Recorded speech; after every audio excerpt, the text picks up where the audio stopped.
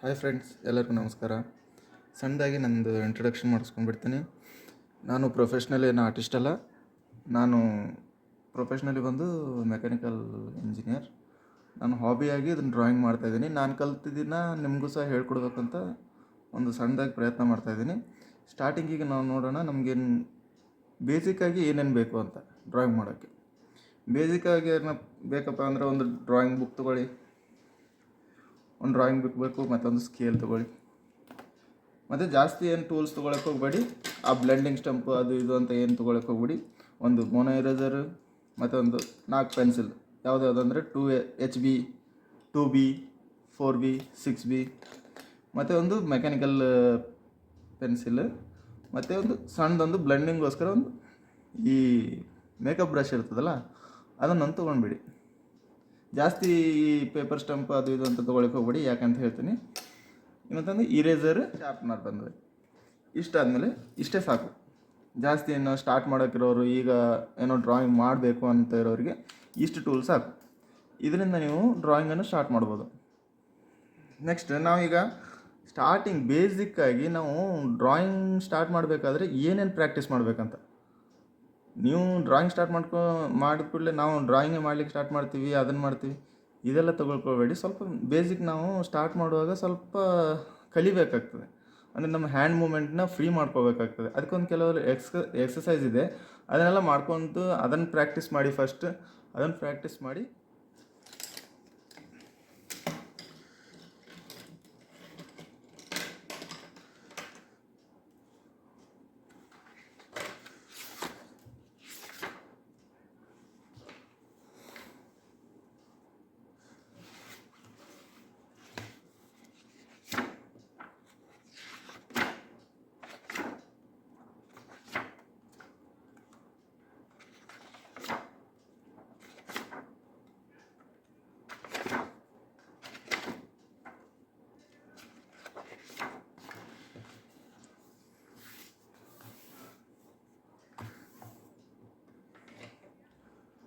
First ಒಂದು pencil ತೊಗೊಳ್ಳಿ. ಇದರಲ್ಲಿ ಏನಂದರೆ ಪೆನ್ಸಿಲ್ ಹಿಡಿಯುವ ಒಂದು ವಿಧಾನನೂ ನೋಡ್ಕೊಳ್ಳಿ. ಯಾಕಂದರೆ ಇಲ್ಲಿ ನಾವು ಎಕ್ದಮ್ ಹತ್ತಿರ ಇಟ್ಕೊಂಡು ನಾವೇನೋ ಮಾಡ್ತೀವಿ ಅಂದರೆ ಆಗಂಗಿಲ್ಲ. ಈಗ ನಿಮ್ಮ ರಿಸ್ಟ್ ಮೂಮೆಂಟಲ್ಲೇ ಡ್ರಾಯಿಂಗ್ ಮಾಡೋಕ್ಕೆ ನೋಡಬಾರ್ದು. ಆವಾಗ ರಿಸ್ಟ್ ಮೂಮೆಂಟಲ್ಲಿ ಏನಾಗುತ್ತೆ ಅಂದರೆ, ರಿಸ್ಟ್ ಮೂಮೆಂಟಲ್ಲಿ ನಿಮ್ಮದು ಏರಿಯಾ ಫಿಕ್ಸ್ ಆಗಿಬಿಡ್ತದೆ. ಈಗ ಒಂದು ಸ್ಟ್ರೇಟ್ ಲೈನ್ ಹಾಕಬೇಕು. ಇಲ್ಲಿಂದ ನೀವು ರಿಸ್ಟ್ ಮೂಮೆಂಟಲ್ಲೇ ಇಲ್ಲಿಂದ ಸ್ಟಾರ್ಟ್ ಮಾಡ್ತೀರಿ ಅಂತ ತಿಳ್ಕೊಳ್ಳಿ. ಇಲ್ಲಿಂದ ಸ್ಟಾರ್ಟ್ ಮಾಡಿ ನೀವೊಂದು ಸ್ಟ್ರೇಟ್ ಲೈನ್ ಹಾಕಬೇಕಾದ್ರೆ ಏನಾಗುತ್ತೆ,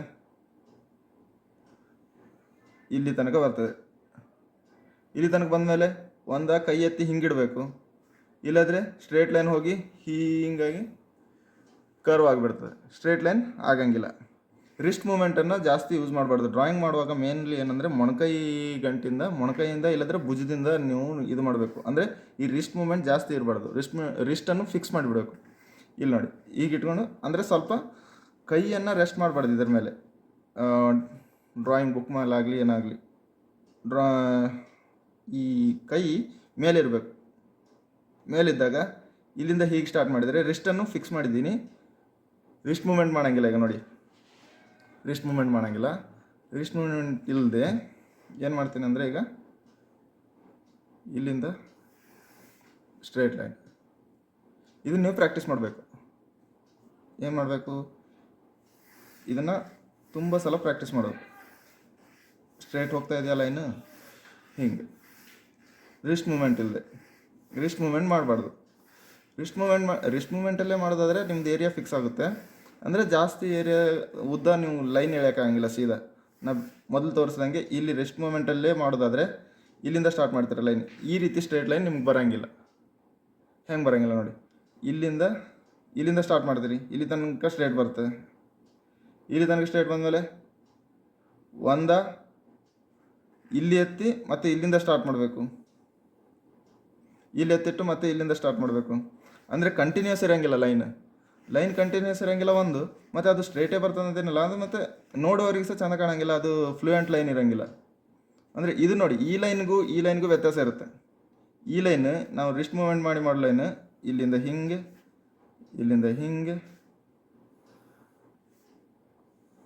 ಅದು ನೋಡಲಿಕ್ಕೆ ಸಹ ಚೆಂದ ಕಾಣೋದಂಗೆ.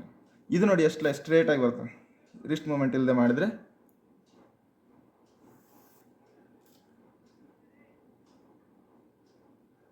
ಅದಕ್ಕೋಸ್ಕರ ನಾವು ಇದನ್ನು ಪ್ರಾಕ್ಟೀಸ್ ಮಾಡಬೇಕು. ಏನು?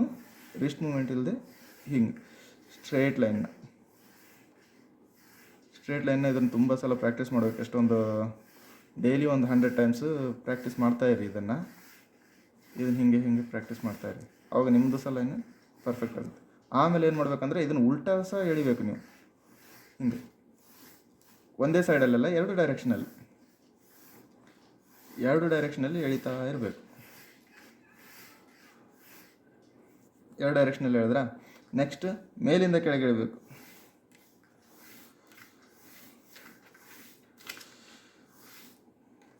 ಮೇಲಿಂದ ಕೆಳಗೆ ಇಳಬೇಕು, ಕೆಳಗಿಂದ ಮೇಲೆ,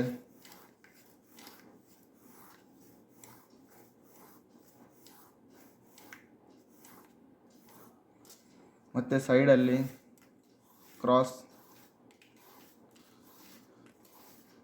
ರಿಸ್ಟ್ ಮೂಮೆಂಟ್ ಎಲ್ಲಿ ಮಾಡಬಾರ್ದು.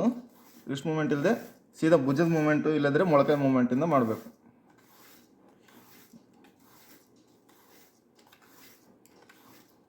ಆಯಿತಾ? ನೆಕ್ಸ್ಟ್ ಇದನ್ನೇ ವಾಪಸ್ ರಿವರ್ಸಲ್ಲಿ ಮತ್ತು ಈ ಡೈರೆಕ್ಷನಲ್ಲಿ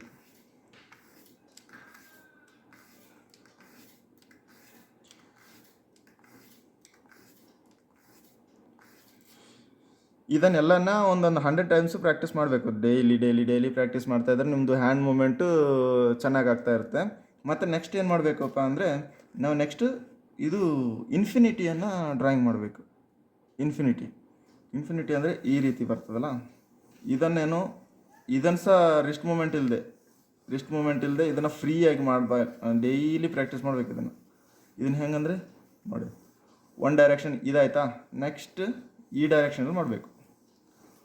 ಎರಡು ಡೈರೆಕ್ಷನಲ್ಲಿ ಆಗಬೇಕು. ಅದು ಒಂದೇ ಡೈರೆಕ್ಷನಲ್ಲಿ ಮಾಡೋಕ್ಕೆ ಹೋಗ್ಬಾರ್ದು, ಎರಡು ಡೈರೆಕ್ಷನಲ್ಲಿ ಮಾಡ್ತಾ ಇರಬೇಕು.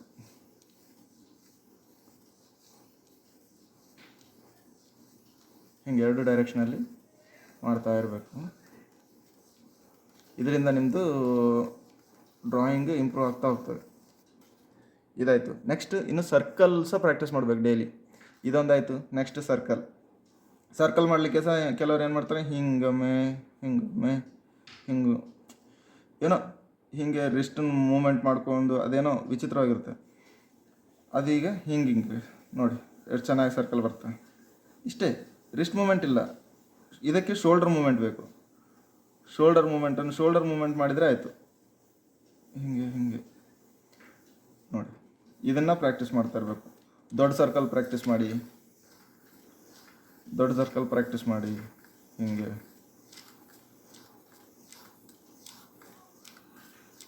ಅದನ್ನು ಉಲ್ಟಾ ರೀತಿ ಪ್ರಾಕ್ಟೀಸ್ ಮಾಡಿ,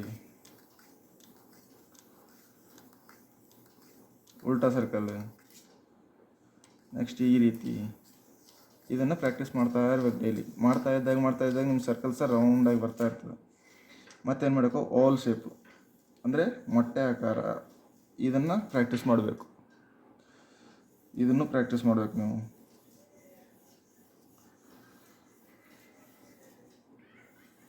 ಇದನ್ನು ಹಿಂಗೆ ಮತ್ತು ಹಿಂಗೆ ಉಲ್ಟಾ ಎರಡು ಡೈರೆಕ್ಷನಲ್ಲಿ. ಏನೇ ಪ್ರಾಕ್ಟೀಸ್ ಮಾಡಿದ್ರು ಎಲ್ಲ ಡೈರೆಕ್ಷನಲ್ಲಿ ಪ್ರಾಕ್ಟೀಸ್ ಮಾಡಬೇಕು. ಯಾವುದೇ ಲೈನ್ ಪ್ರಾಕ್ಟೀಸ್ ಮಾಡಿದ್ರು, ಏನೇ ಸರ್ಕಲ್ ಪ್ರಾಕ್ಟೀಸ್ ಮಾಡಿದ್ರು, ಇಲ್ಲಾಂದರೆ ಇನ್ಫಿನಿಟಿ ಪ್ರಾಕ್ಟೀಸ್ ಮಾಡಿದ್ರು, ಇದರ ವಾಲ್ ಶೇಪ್ ಪ್ರಾಕ್ಟೀಸ್ ಮಾಡಿದ್ರು, ಎಲ್ಲ ಡೈರೆಕ್ಷನಲ್ಲಿ ಪ್ರಾಕ್ಟೀಸ್ ಮಾಡಬೇಕು. ಒಂದೇ ಡೈರೆಕ್ಷನಲ್ಲ, ಎಲ್ಲ ಡೈರೆಕ್ಷನಲ್ಲಿ ನಮ್ಮ ಹ್ಯಾಂಡ್ ಮೂಮೆಂಟ್ ಕರೆಕ್ಟಾಗಿರಬೇಕು. ನೆಕ್ಸ್ಟ್ ಏನು ಮಾಡ್ತಾಯಿದ್ದೀವಿ ಅಂದರೆ, ನೆಕ್ಸ್ಟ್ ನಾವು ಈ ಒಂದು ವೇವ್ ಥರ ಒಂದು ಶೇಪ್ನ ಸಹ ಪ್ರಾಕ್ಟೀಸ್ ಮಾಡಬೇಕು. ಹಿಂಗೆ ಇದು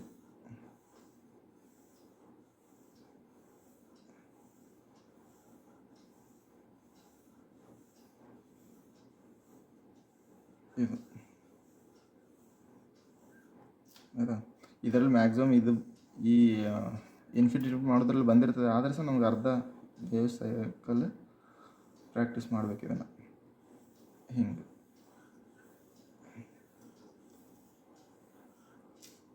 ಆಯಿತಾ? ಇದಾದಮೇಲೆ ನೆಕ್ಸ್ಟ್ ಏನು ಮಾಡೋಣ ಅಂದರೆ, ನೆಕ್ಸ್ಟ್ ಇನ್ನೊಂದು ಪ್ರಾಕ್ಟೀಸ್ ಡೈಲಿ ಮಾಡಬೇಕಾದ್ದು ಏನಂದರೆ, ನೀವು ಶೇಪ್ಸನ್ನ ಪ್ರಾಕ್ಟೀಸ್ ಮಾಡಬೇಕು. ಯಾವ ಶೇಪ್ಸ್? ಈಗ ಇದು ಸ್ಕ್ವೇರ್,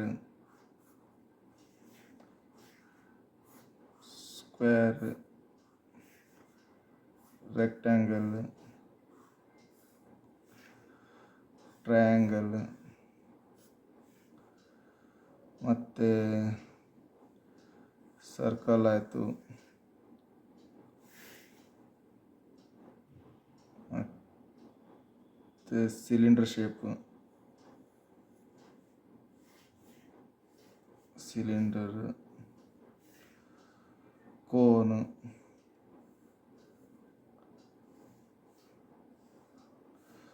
ಮತ್ತು ಈ ಉಲ್ಟಾ ಕೋನು,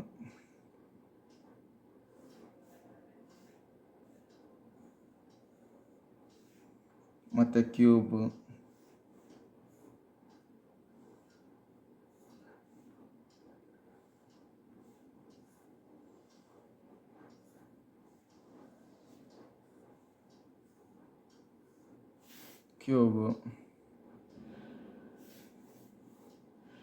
ಇದನ್ನೆಲ್ಲ ಕಂಟಿನ್ಯೂ ಪ್ರಾಕ್ಟೀಸ್ ಮಾಡೋದ್ರಿಂದ ನಿಮ್ಮ ಡ್ರಾಯಿಂಗ್ ಇಂಪ್ರೂವ್ ಆಗ್ತಾ ಹೋಗ್ತದೆ.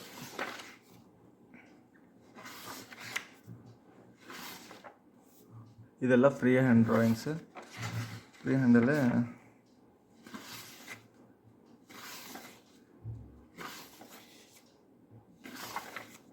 ನೋಡಿ, ನಂದು ಸಹ ಪ್ರಾಕ್ಟೀಸ್ ನೋಡಿ. ಈಗ ಡೈಲಿ ನಮ್ಮದು ಪ್ರಾಕ್ಟೀಸ್ ಮಾಡುವಾಗ ನಂದಿದೆಲ್ಲ ಪ್ರಾಕ್ಟೀಸ್ ಮಾಡ್ತಾ ಇರ್ತೀನಿ. ಅಂದರೆ ರಫ್ ಆಗಿ ಯಾವುದಾದ್ರೂ ಉಲ್ಟಾ ಲೈನ್, ಈ ಸೈಡ್ ಲೈನ್, ಸ್ಕ್ರ್ಯಾಚಸ್ ಅದು ಇದು ಅಂತ ಮಾಡ್ತಾ ಇರಬೇಕಾಗುತ್ತೆ.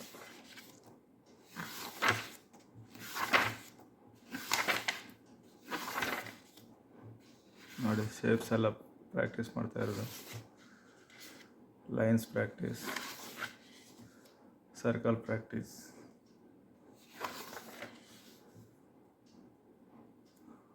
Lines, shading practice, infinity practice. Thank you friends.